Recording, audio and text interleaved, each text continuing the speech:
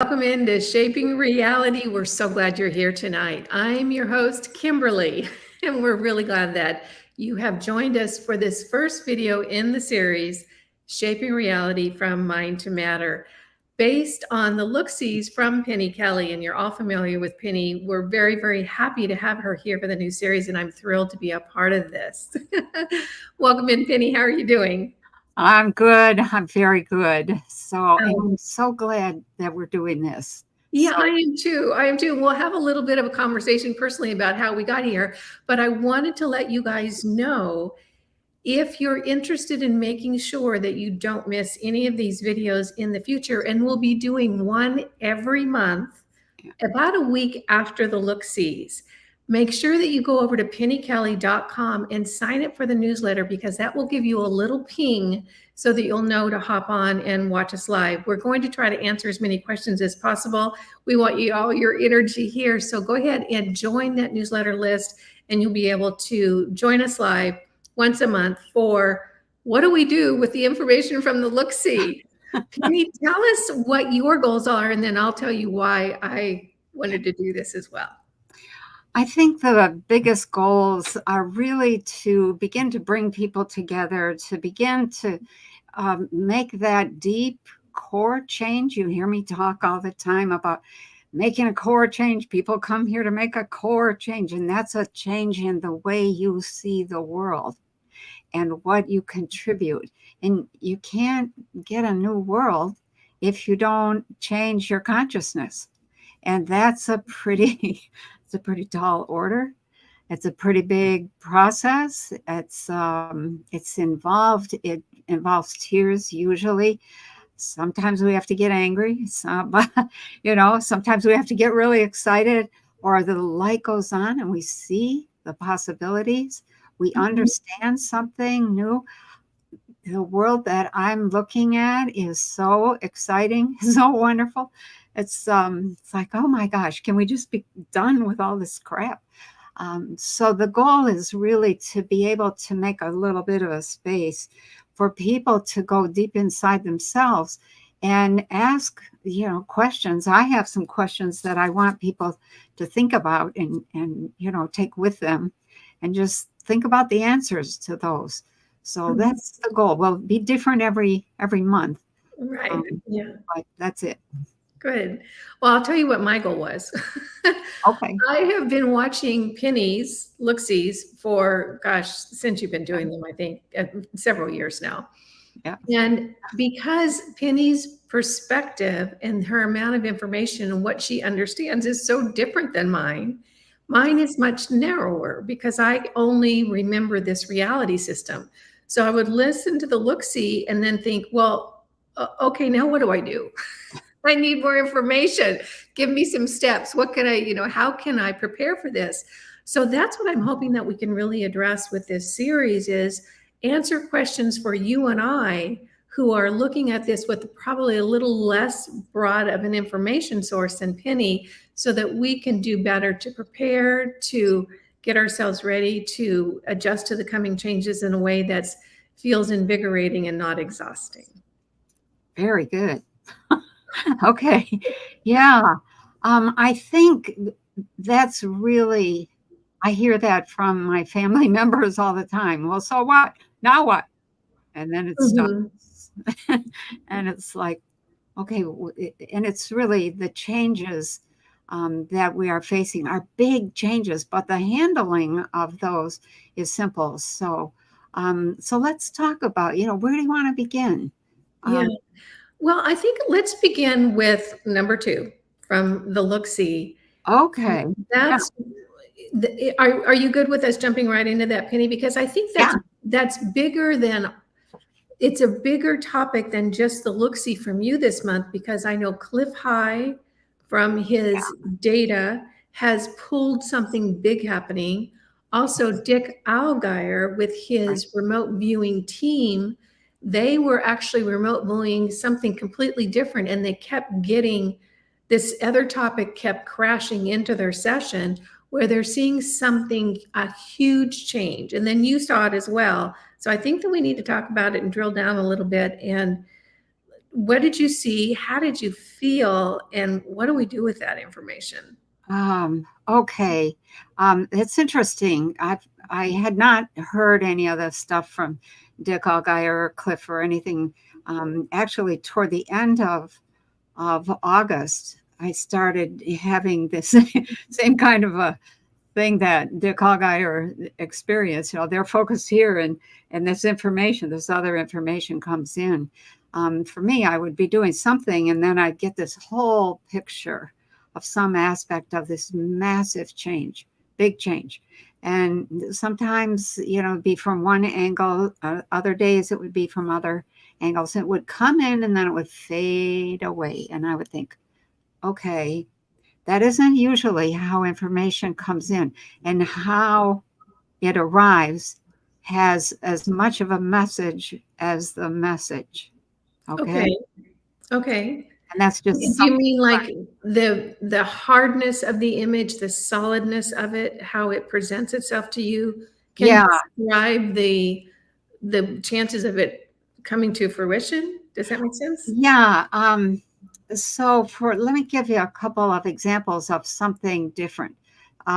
Maybe 2 years ago or 2.5 years ago, I'm vacuuming in my house in Arkansas, and I'm dealing with this whole question about, I forget what the question was that I had, but all of a sudden I saw this white wall, and the white wall is a message all by itself. It says, stop, don't go any further. Typically, because if you do, you're going to mess something up, or you're going to ruin the situation that's unfolding.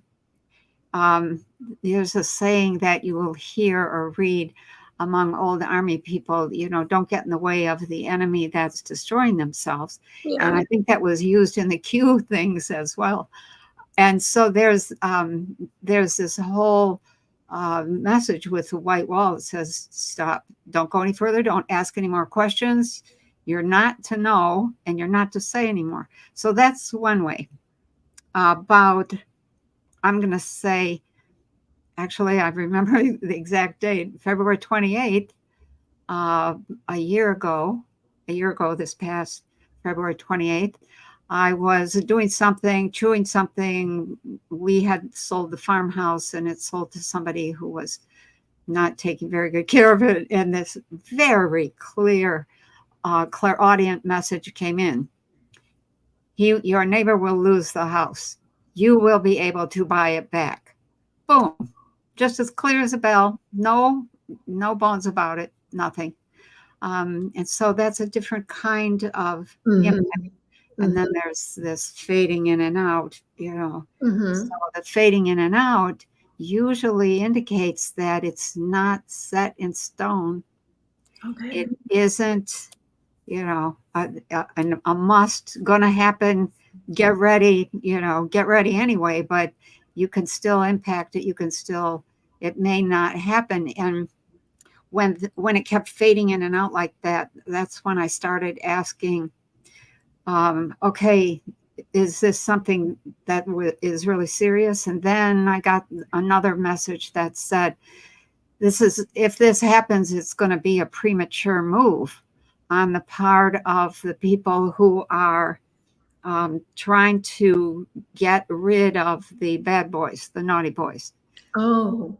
And that they were really not ready to make their move, but they felt that it couldn't go on any further, because if they let it go on any further, we were likely to end up in a nuclear war, or something just as bad, or whatever. So that that kept coming in. It's like, oh, okay. So whoever is going to be involved in this big event, it could be something really good if it goes well, but it's premature, so we'll see what happens.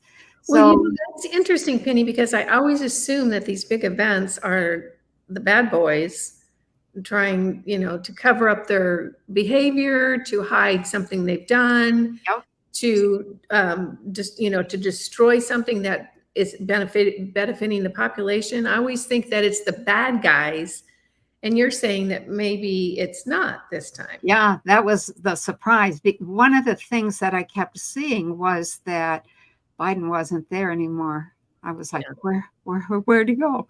That was, I was like, uh-oh, either there's a coup or there's a fight or there could be a death, could be just a simple death.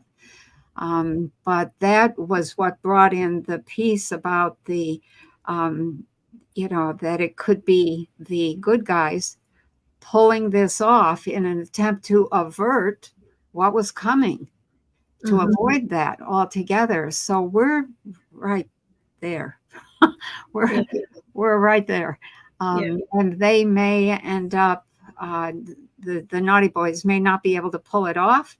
And we'll call them the guys in the white hats, they may make an attempt and they may succeed. I think they have a very, very good chance of succeeding. So, so then I was looking at, I was looking at some more information. 2 nights ago, I gave myself directions to have a dream.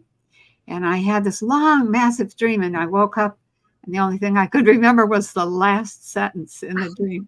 Oh, And it was, this is all part of the Clinton system, number 7 and number 2.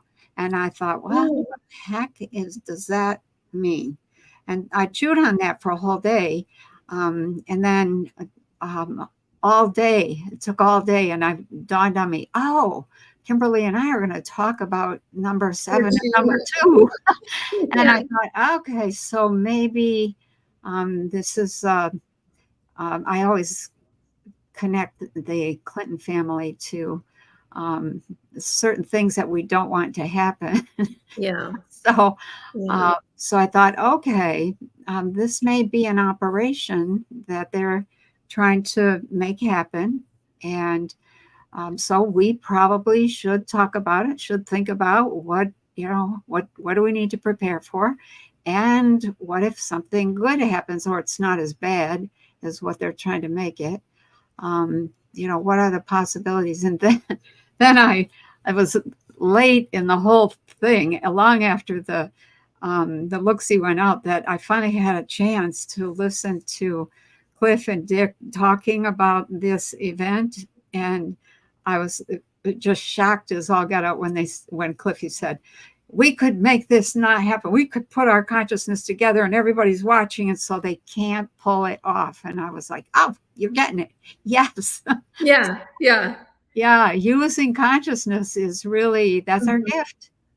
And then what that led me to believe, because I watched the same videos, is that whoever the naughty boys are, and we'll just call them the naughty boys, it could be the cabal, the Illuminati, because it's like whatever you want to call them, we're going to call them the naughty boys. That's Penny's word. Yeah. Is they have all along utilized the power of consciousness against us, where we were so distracted with bread and circuses, with stupid TV shows and frozen pizza and endless social media posts and buy this, buy that it really has, in a way, at least for me, maybe you guys, maybe all of you got this long before I did, but it's really been a war on our consciousness. Oh, it has. Yeah. Alex Jones is not fooling when he says it's a war for your mind. It's a war for your mind. It is a war for your mind. And they have been utilizing the power of consciousness for so long. And we're, and so many of us are now waking up to, first of all, the battle for our minds and the power that we have. And, I keep looking at, they're in such a dicey position. And what do I know? But this is what I think. It's like they're in such a dicey position because there's so many of us. Yeah, that's right. Yeah. Yeah. And there's only a very small number of them, and they're spread out all over the world, and they're trying to stay hidden. And it's I'm not sure that that's going to work for them because of all this wonderful surveillance that they set up and we will inherit. So it's like, okay, what goes around comes around. Watch out, guys. Yeah. So. Yeah, you can run, but you can't. Well, and then they're going to start infighting among themselves. Oh, they already are. Oh my. I've been watching that for about a year. You have. Yeah. Yeah. Yeah.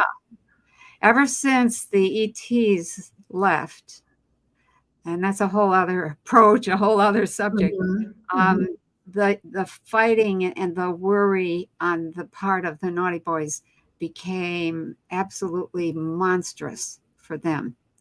So they're struggling, and that's I think that's a price you pay when you get involved in things that are just so ugly, so Yeah. hurtful.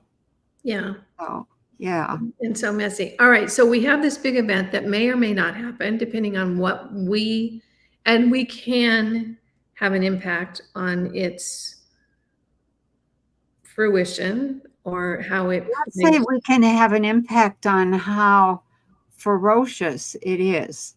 Mhm. Um, let's just use the analogy of a bomb goes off and it affects, you know, an entire half of the country or something.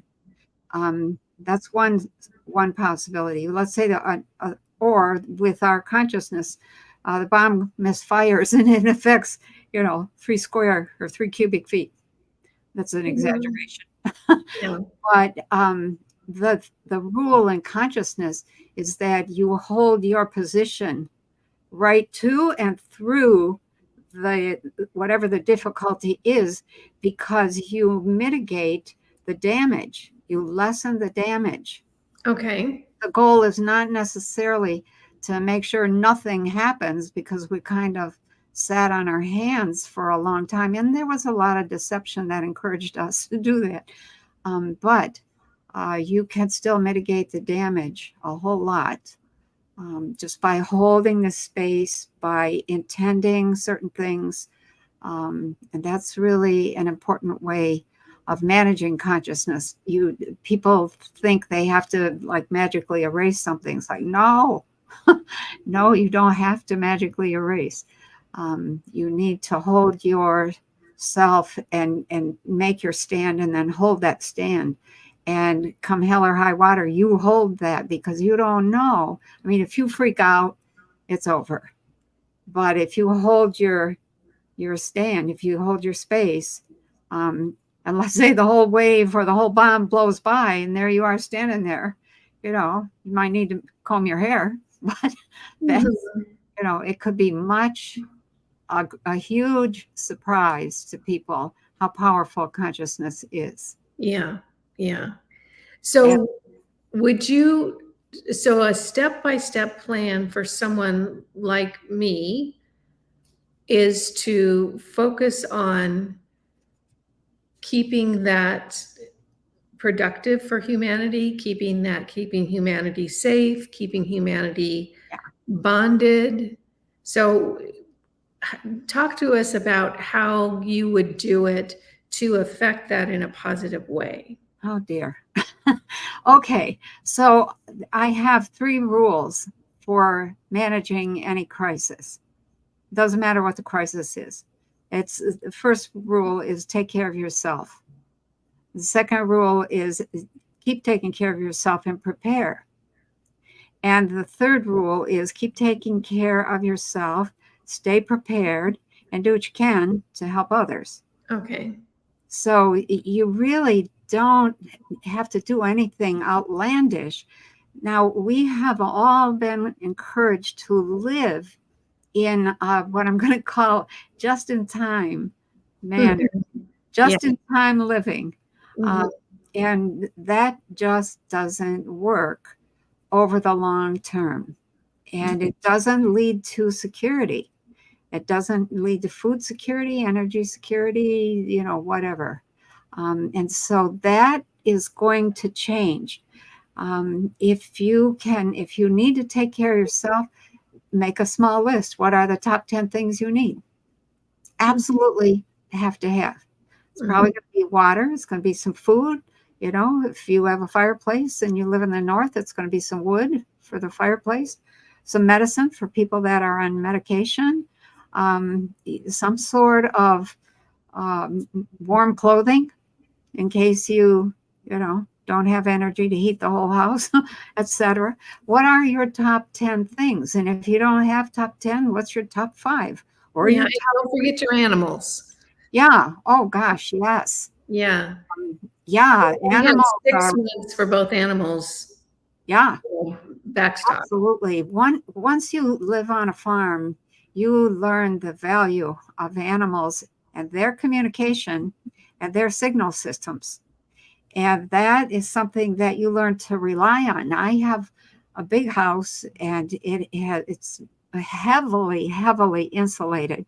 You wouldn't believe how much insulation is in this place. But I still pay attention to the sounds that I hear coming from birds and dogs and, geese and whatever, deer, etc., coyotes, cougar, all the critters that live in my area have noises that they make, have warnings that they send, and they see things that I don't always see. So you learn to notice, what is your dog staring at, or what is your cow staring at, or what are your chickens running from, etc. And that's communication. Yeah. Yeah. Same with cats. Cats and dogs too. I noticed that. Just as ferocious as dogs. I went to speak once in North Carolina, and the woman that I was going to stay at her home gave me the key to her house. And I arrived, put the key in the lock, opened the door, and the cat was right there. And she put her paw on my foot and looked at me like, "Don't you take another step." And I was like, "Oh, wow, excuse me." So I sat on the porch for a couple of hours until the owner got home. I said, "Your cat is guarding your house beautifully." And I honor that. Yeah. But yeah, your animals. Okay. So we may be looking at a major event. There's Yeah. a part of me, Penny, that I'm so ready. Let's just tear the Band-Aid off and get this Okay. thing over. It's like there's a part of me that I'm ready for all this dancing around to stop. Let's just get down to brass tacks. You guys need to get off the planet, and we got a lot of cleanup to do. Oh, yeah. Oh, yeah, we really do. I think in terms of let's just say that, let's talk about, what do you do if there isn't enough food? First of all, stop believing that there isn't enough food. There's food everywhere. It Mhm. comes out of everything, and we will share. People will take care of one another. Mhm. That's just the way that we are. You see it every time that there's some kind of disaster. People rush to help. And even in the Bible, what's that story about the loaves and the fishes? Uh, Mhm. Oh, we didn't bring any food. There's food everywhere. Yeah. So we will feed one another. And I think that that's a very important thing. Water, get some water, figure out how to have clean water. If you need to make an investment, make an investment. So Mhm. don't see it as an investment that is only for a disaster. I'll just share a couple things I was thinking about the other day. I grew up on well water out in the country. I never had city water. I moved to the city. My health went right down the tubes. I could smell the water 2 rooms away. City water. It's like, what is in that water? Mhm. and so I never was exposed to fluoridation, hardly at all. Moved back, out to the country.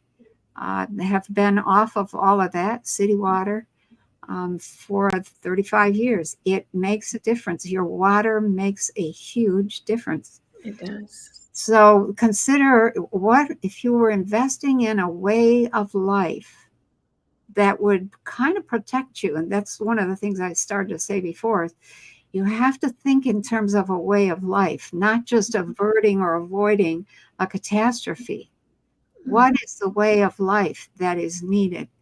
So, and you just mentioned one of them, cleaning up the environment, cleaning up your water. If you can't get good water, then you need to invest in something that will clean that water and do a beautiful job, so that you can drink it and you'll have a good supply. It doesn't need to be cold.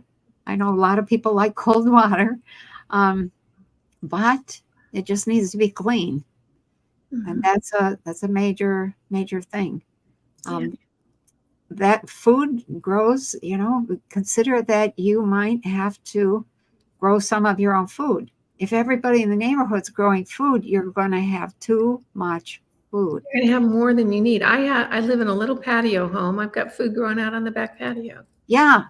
Somebody wrote the other day and said something of, not everybody has 20 acres and their own well.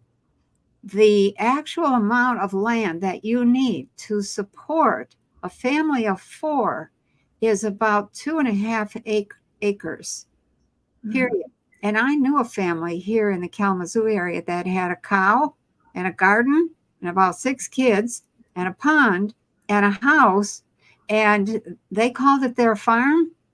It was an amazing little place, and they grew all of their own food.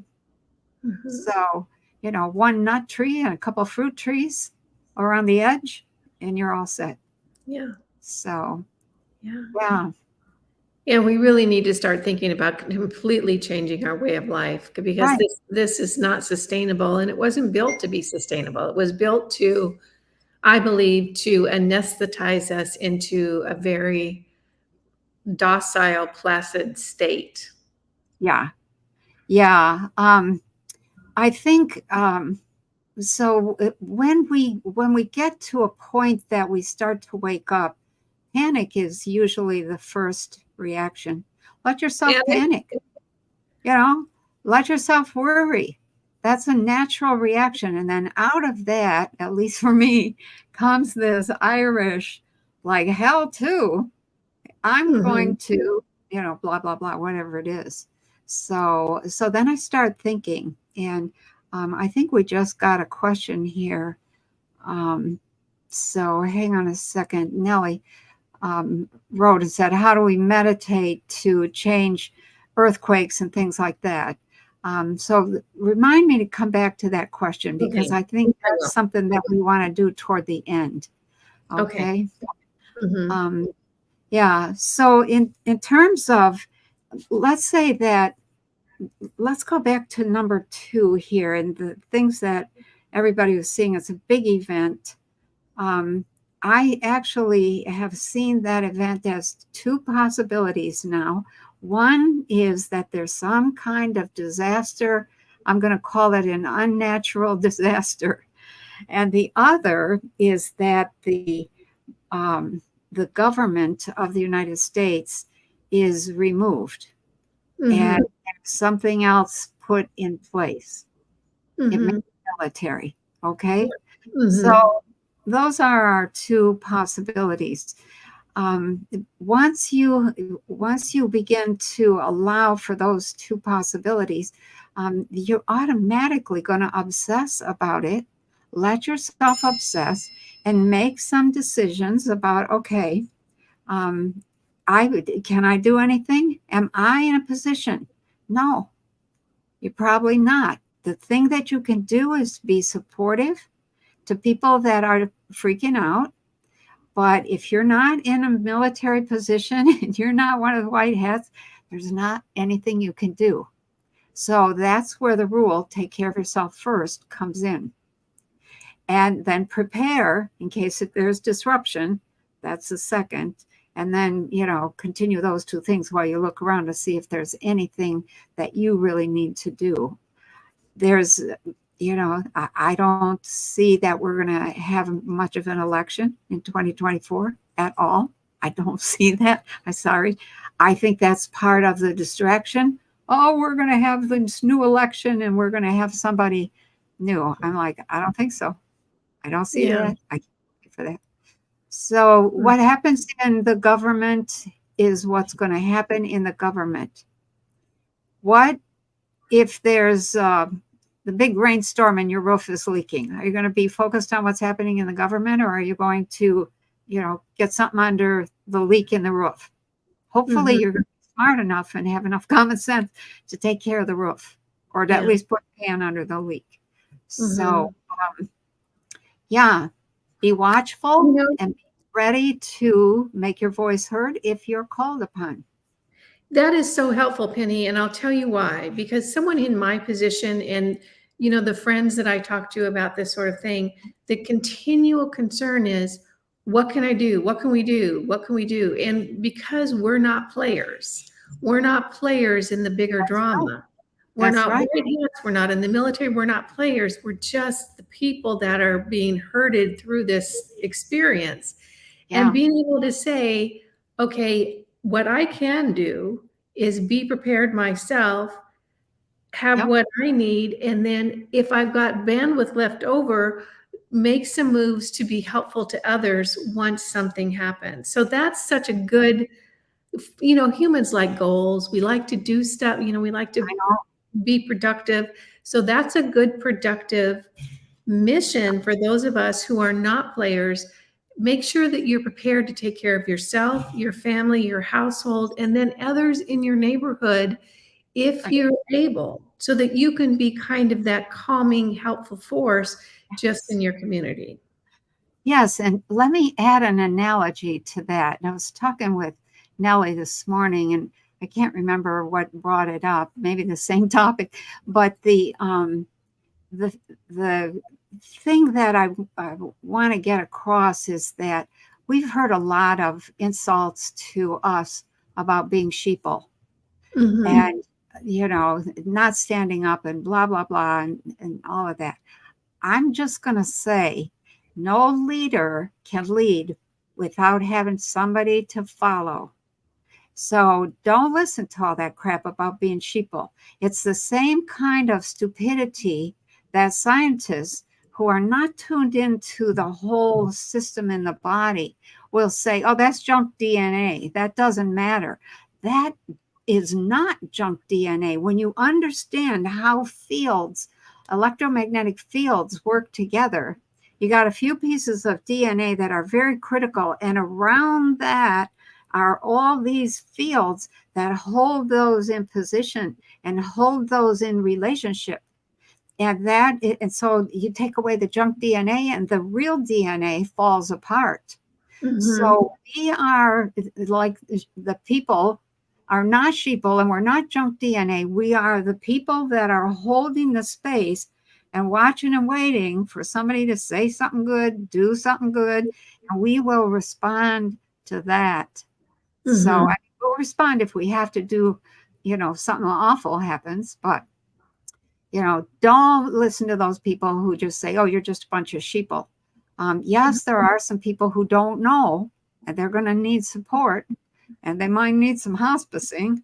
And when I say hospicing, I don't mean that they're dying. I mean that their lifestyle is coming to an end. Their Mhm. lifestyle is dying. And so they might not be prepared for any change at all.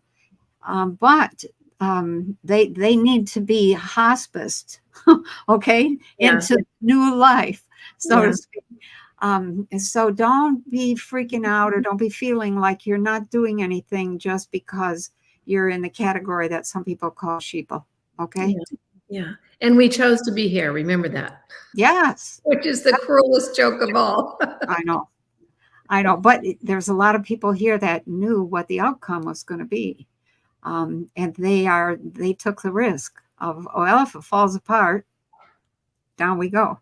If Yeah. it doesn't fall apart, wow, Yeah. the Right. reward is a whole different kind of reality system, Yeah. which is much better. Well, let's move on to number 7. And I think number Okay. 7 was concerning because it talks about the financial system and steps that seem to be being made kind of behind our backs in a sneaky way to Yeah. implement everything needed to bring in CBDCs, which is central bank digital currency, which we do not Right. want. I know. I know. My God, that is so true. I think, well, we could go in 100 directions with CBDCs, but basically, what I see is that it's a really fine attempt It's a really smooth move, trying to be a smooth move, to move everybody into that system. I hear all this stuff about, oh, it's going to crash. The whole thing is going to crash. I haven't seen, well, one of the scenes that I did see, let me say this, is that the big event was the destruction of the cities, several cities that had the big Federal Reserve banks in them. Oh, okay. Okay. Um, and my thought at the time was, oh, I think they're just going after the Federal Reserve. And they were going to blame that on somebody. So anyway, so if that occurs, we will have a quote collapse, but they're going to be right there with their central bank digital currencies. Magically. Yeah, right. They'll put all that in place, and they'll move forward. However, there are so many people who are just not comfortable with digital currencies of any sort. They like cash.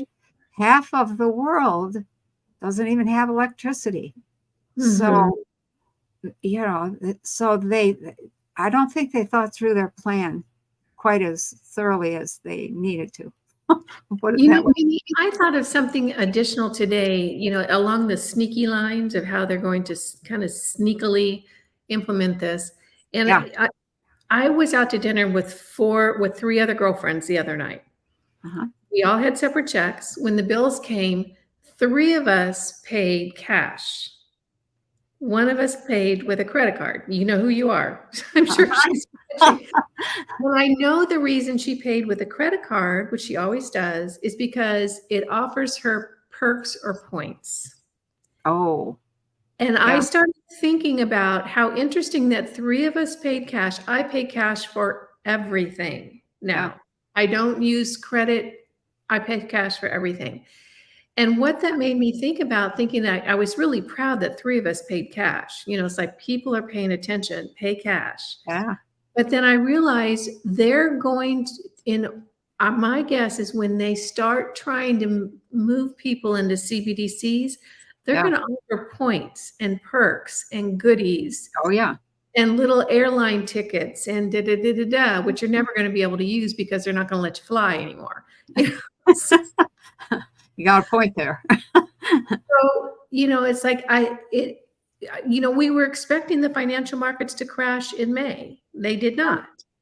And so it's like maybe they've taken this sneaky task or this sneaky route to where they're going to just kind of slither their way into it. What are your thoughts on that?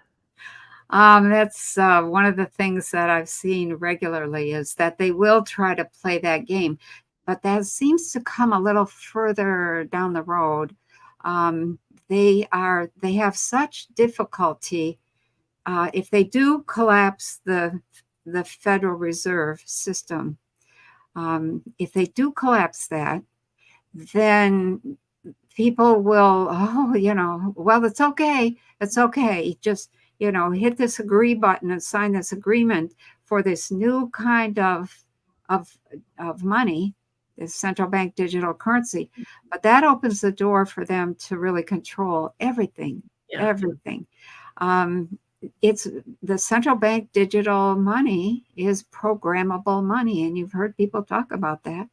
It can be programmed to only work if it's being used for what is supposed to, or what was programmed into it. You can't spend it on anything. You can only spend it on the one thing that it's been programmed to be spent on. So that's a little bit of a problem for what I call freedom to decide, oh, I want one of those. I want three of those or more, etc. So what I have seen again and again is that there's this rollout. There's some kind of issue that makes the rollout look like the only option. But so many old folks do not use cryptos. They don't use central bank. They're not interested in learning a new financial system. Yeah. And so they end up, there's a lot of people that end up using cash. There's a lot of people that end up using food because food, it seems to be in short supply. There's a lot of people that end up trading what's in their basement or their attic. The old car, you wouldn't believe, I've seen some things that I thought, that will never sell. And then I watched trading happen. So it's like, okay. Yeah. Yeah. It's like the entire US enters into this long-term yard sale. I know, that's what I was thinking too. Yeah, it's the funniest thing, and it works. But And my thought, Penny, and I think this often, is like if we stopped buying stuff right now, all of us, we would have more stuff for the next 30 years. I know. With what I've got in my garage and what you've got in your garage, and it's like, good grief, we've got plenty of stuff. We could focus on food. Yep. And, Yeah. Yeah, I think that really there's a couple of things that are critically needed for us to be able to move into that new earth and to do so with a certain amount of grace and understanding and no fear. And one of those is really to understand the nature of reality and how the new science works, the new physics works, and consciousness, because consciousness is the new physics. And then there's all kinds of new responsibilities that we have to take on that we're going to be free from old responsibilities. And that, I think, is very valuable. And so there's a big change coming. I think we have a model. A couple of friends of mine and myself we're working on this conference that is a big conference that brings together all of the sectors in the revival that really that showcase, okay, this is what's happening in terms of energy, food and energy. This is what's happening in terms of medicine. You wouldn't believe the stuff that I know in terms of what's happening in terms of medicine. This is what's happening in terms of governance and new models of governance, new ways of building homes, new ways of getting food, of using food, new ways of getting healthy, new ways of doing relationships, all kinds of new, I'm going to call them belief systems that really make the old dogma kind of unnecessary. Or I'm going to, a better way to say it is, it fleshes out the old dogma and makes clear what was real and what was frosting, unnecessary frosting. And so there's this conference that we're hoping to pull together so that when people come to this conference and hear the various speakers, they'll leave with this OMG kind of experience about the new world that we're building. So, yeah, it's so exciting. I had actually thought about doing a video series on what's what's available now, because we don't know. I mean, oh my gosh. we keep being, it's like I can remember watching a commercial for a car and they were so excited because the headlights turned on in a different way. And I thought, are you trying to tell me with all the human ingenuity and intelligence and brilliance in the world, that's the best that you can do? I mean, we have been so stunted with technology. I know. I know. Oh my gosh. Ridiculous. I mean, I know that there is so much out there that we've been in the dark about that would just be so exciting. It is. I cannot begin to tell you we'll cover a lot of it in this whole series. Yeah. But for right now, because two of the biggest organizing factors in our life are governance and money. Money is survival, and governance was supposed to be protection. And instead, it's abuse. Yeah, governance has it's obese. It's gained way too much weight, just like every other system. So, Yeah, so we need to think about governing ourselves, organizing ourselves. The whole thing with self-governance is it starts out in small groups, and yes, yes, I'll say it might be a little bit like what happened with the fall of Rome. Rome fell, and all the barbarians who had moved in and caused the fall ended up organizing in all these little local communities and becoming very respectable. So um, that may happen with us, and we will end up organizing in all these little communities. I do see that the U.S. does break up, but we don't fall apart. Does that Mhm. make sense? Yeah, it does to me. Yeah, we Mhm. come together in a more manageable way, in a way that is much more sensible, Mhm. a way that is much more effective in terms of being able to manage what's happening. Yeah. So, Yeah. yeah, don't be afraid there. Okay, Um, before we move away from number 7, which was really about CBDCs this month or in the whole financial system, do you have some suggestions, some practical everyday suggestions that we can implement or be aware of to kind of keep us on the right side of this whole thing? um, yeah, I think a couple things that I would say. One, um, if you can get your hands on any cash, get yourself a safe and start being your own banker. Mhm. Start thinking in terms of how do I manage, protect, save my own money. Okay? I'm going to say this, and this might be a shock. I don't see the big debt system surviving. Okay? I'm not sure where all that debt goes, but it's like it all disappears. And You mean people, mortgages and car loans and that sort of thing? Is that what you're referring to? mostly credit cards, but yes, some mortgages and some car Okay. loans. The Okay. debt thing, it doesn't survive. And I keep telling myself, you need to go look at that a little further. And I haven't. So maybe I'll do that for next time. But Yeah, that that is like a yoke, like a millstone around people's necks. it is. I'm gonna say, let go of that, pay what you can, be honorable, but don't let that run your life. Life Mhm. is not, the bottom line is not financial decisions, Mhm. period. So get some money, put it in a safe, learn to question yourself about, do I really need that? Yeah. What is it I really need? Usually, what we need is to be happy, is to feel satisfied. And when you keep buying junk, you keep ending up in the same way that you end up if you keep eating junk. Junk Mhm. food leads to a great big overweight body that is not healthy and can't be sustained. And buying more and more stuff just to because you think it'll make you happy or it's entertaining or it's whatever. Buy the basics. I have a thing in my family that I have practiced for years, and it's okay. And if you're going to spend some money on something, buy something that's absolutely the best in terms of quality and workmanship, craftsmanship, etc. And then make sure that it's classic in style. Don't get caught in the fads. And then hang on to it. Mhm. Once you have a dresser or a table, you don't need another one unless the leg falls off or your house gets on fire or something.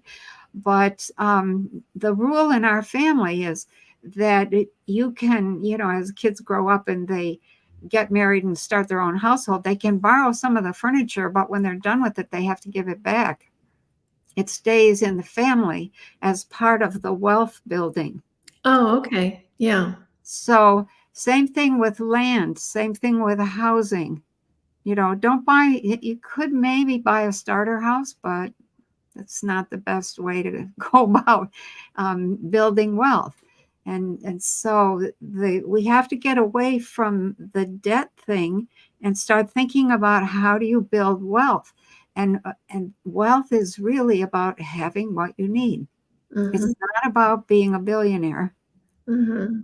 and all the stuff that goes along with that. So, wealth is really good health. It's having space to do what you need to do, tools to do what you need to do, and people around you that you enjoy being with. That's Mhm. wealth. So And all that's of what the other we're heading back to that life. I mean, yeah, I can feel it. yeah. Yeah. I mean, there are people who really need constant entertainment. Mhm. That is very expensive. To me, that is the same thing as somebody on drugs Mhm. who just needs more drugs. Just needs more entertainment, just needs, whatever. So, and that doesn't mean you can't enjoy a little entertainment here and there. It doesn't mean you can't travel. It does, but that if you're not building something that's steady for your family or your community group, then you're gonna. I know a lot of people right now that don't have anything, don't have a job, don't have any money, don't have a house. Living in their car. They are desperate, Yeah. and there's no options. And then there's all the homeless people that have Mhm. already said, "This is all I can have." And I'm not sure that they would be willing to take on the burdens of all that debt in order to fit in. So Mhm. the idea of fitting in is going to be one of the casualties of this whole financial change. Yeah. So I think the, there's a gnat flying around in front of my nose. um, I think what people are going to discover is the relief from all of the debt and from all the financial worries once that once the system change occurs. And there are people out there that are teaching about the new money and new ways to think about money. So it's there's people setting up new governments, new forms of government, new groups. There's people setting up new financial systems. There's people setting up new energy systems, new medical systems, new everything. Um, so don't worry about what you used to do. Focus on, okay, what can I let go of? Every month, try to let go of one little thing that has been worrying you. And once you face that and ask yourself, why do I think I need that? You might get some insight into yourself. Yeah. Yeah. Thank you. Yeah. Well, before we wrap up today, I want to talk about our wild card topic for the month. Okay. This is where, I pull something from society that I'm noticing, and we just talk about it, and perhaps it'll give you something to think about as well. And this month, I wanted to talk about the song Oh, Richmond, North of Richmond. oh yeah. And Yeah.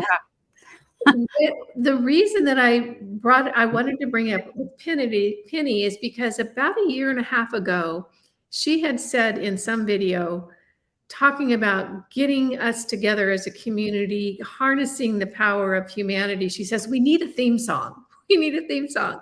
So I was so tickled when I heard this song because it's so popular. I know. Struck Brings tears.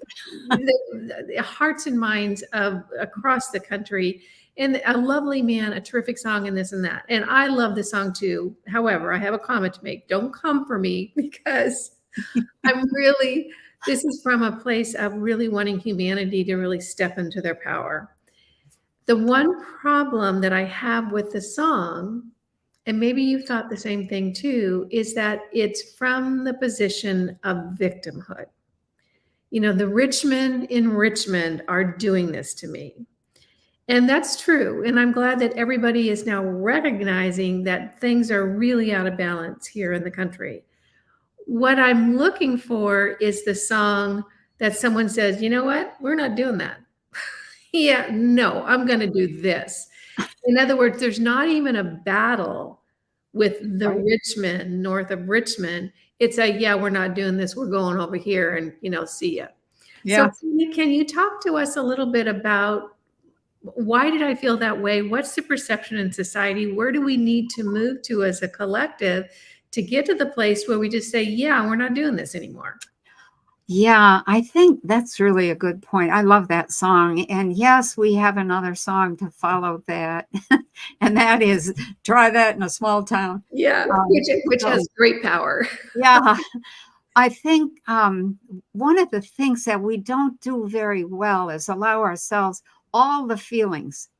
We Mhm. don't process smoothly. So when you hear a song like Richmond, North of Richmond, I had to cry. I was like, oh my God, there it is. And that is, I mean, it's speaking the truth, and it's in this heartfelt kind of a way.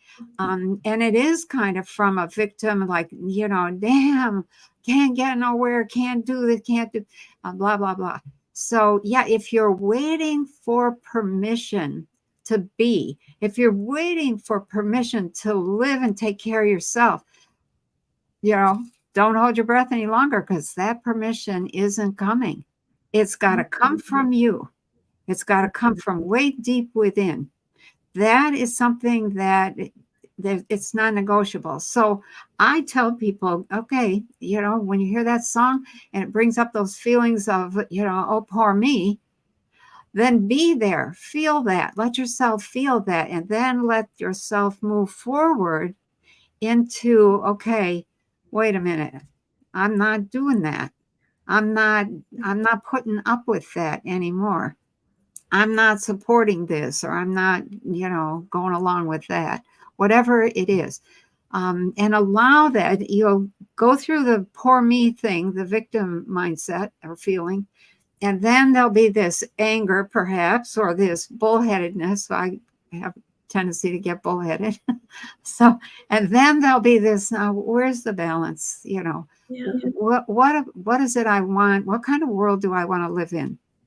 And what I've found a lot of times, if you can find a way to say something that is heartfelt and honest and not accusing and is straightforward truth, people will hear it.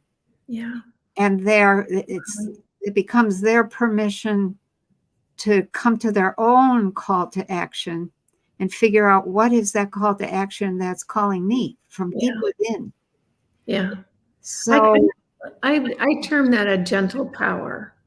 yeah, Like if we all stood in our gentle power, you know, absolutely. what a different world we'd be seeing right now. Oh, yeah, it would be. And you have to, I have some questions that I want to ask people to take with them Mhm. about governance and about money. Just a few that I took from the revival book. But I think that when we ask these questions of ourselves, that's a good reminder. Be gentle with yourself. Mhm. Don't be feeling guilty. Don't be having a whole bunch of regrets. Don't be feeling like we've screwed up, or we didn't do this, or we should have done that. I think we're moving really quite gracefully toward something that is extraordinary. And yes, there may be some ugly parts of it, but I'm keeping my eye on the beauty.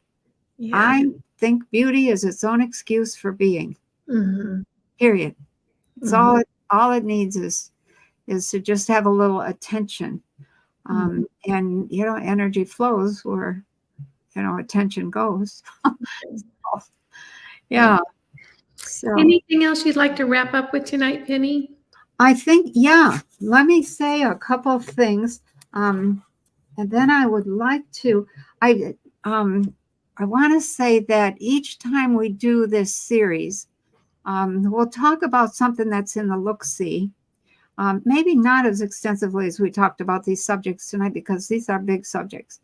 However, I'd really like to do a small meditation that focuses on something that brings us together. And Um, then I'd like to have us leave with a couple of questions. I like these dangling questions. mhm. And I tell people, don't answer them. Don't answer them. Just let the question dangle and let it keep coming back to you until you have a whole collection of answers. They're all valid. This is not a one answer or one size fits all world. It just doesn't work that way. We need all of the answers, even the ones that are contradictory. And with that in mind, we then can figure out, okay, how do I see that? How do I respond to that? How do I think about that? What do I say to her or to him, etc.? Where do I put my time or my energy or my money? How do I want to interact with my government? What is the message that I could send to my government? Consciousness-wise, maybe, is the only message we can send. Behavior-wise, maybe, or maybe you want to write a text or a letter. Nobody writes letters anymore. Let's just look at a couple of these questions. I've marked these off. Hang on a second. These are the questions that have to do with money and finance. So, and fix your mind on one of these, one or two of these, and take them with you when we end. First question, is there anyone you know personally who has more than enough money? What is the difference between the way they think about money and the way you think about money? So that's question number one. You know, anybody you know has more than enough money. Okay. Number two, write down 3 positive beliefs about money. Whatever comes to you, 3 positive beliefs about money. Okay. The next one is, do you make enough money to support yourself, or do you need a second income to help with bills? This is about money and relationships. Did you marry somebody because you needed a second income?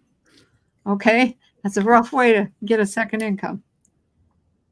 Next question, do you handle the money in your relationship by paying the bills and giving your spouse an allowance? And following on that, is money the criteria that you use for every decision? For example, do you always buy what's cheapest, even if you'd rather have something different but it costs more? Do you always buy what's most expensive because you're trying to convince yourself that you're affluent? Okay, so those are the questions about money. And then we have some questions around governance. Hang on a second. There's so many things about governance that are just, I mean, we could spend probably a whole year just on this. Hang on. I lost my marker here. Okay. Question number 1. As we move into the future, how would we like to govern ourselves? And when you think about that question, how, means do you want to work with other people? Do you want to have voting machines that elect representatives?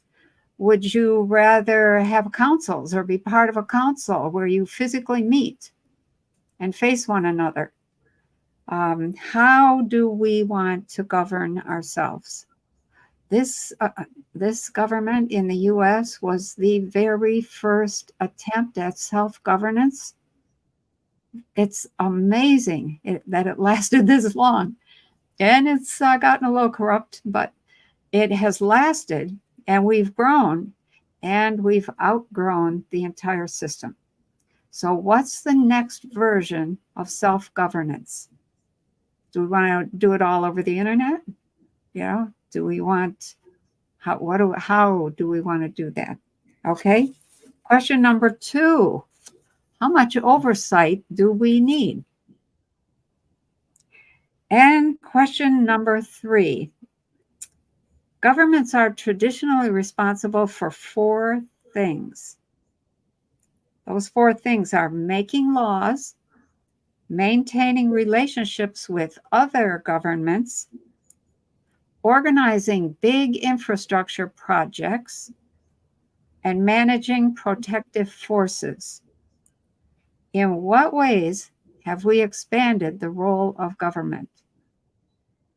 So those are the questions around government. There's a whole bunch more that I could say, but I think that's enough for this week, this month. Think about our governance and our money in terms of the future. It's not going to look like what it looks like now. How do we want it to look?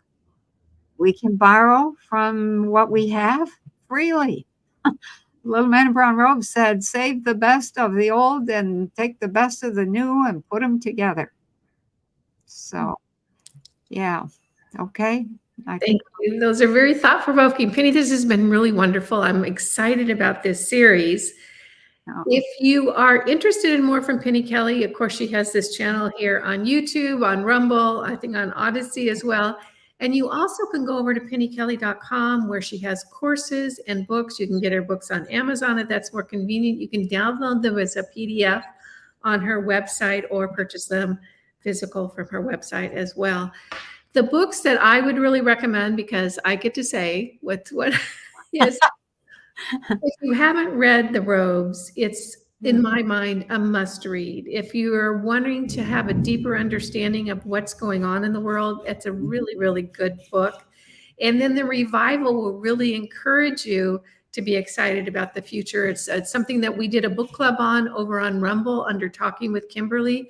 We have the whole book in book club format over there. You're welcome to go over there and take a look at them. So Penny, any last comments before we go? Yeah, one last thing. I'm going to come back to this almost every time we talk. It's about the model. Here's the model for the future. First, get healthy. Deal with your body. Second, understand the nature of reality and what and how it works. And third, play. Go play in that reality. Yeah. You can't really enjoy life if you don't have health and you don't understand how things work and what's going on with your own consciousness, your most powerful tool. So get healthy, understand how reality works, and go play in that reality. Playing is fun work. Thank you. Well, that's a wonderful way to close. Okay. Thank you, Penny, and we'll see you all. Yeah, and thank you. Thank you, everybody, for coming. Yeah. I hope to have some more stuff next month. See you then. Okay. Bye now. Okay. Bye-bye.